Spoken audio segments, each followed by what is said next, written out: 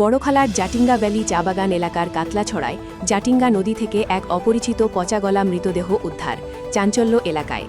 ঘটনার বিবরণে জানা গেছে, শনিবার বড়খলা থানাধীন কাতলাছড়ায় জাটিঙ্গা নদীতে এক মরদেহ দেখতে পান স্থানীয়রা।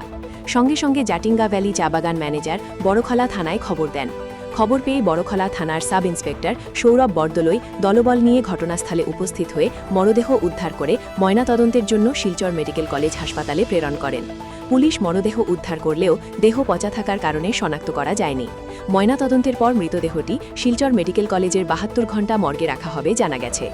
বড়খলা থেকে সুলতান আহমেদ, বড় লস্করের প্রতিবেদন, ঈশান বাংলা নিউজ, শিলচর।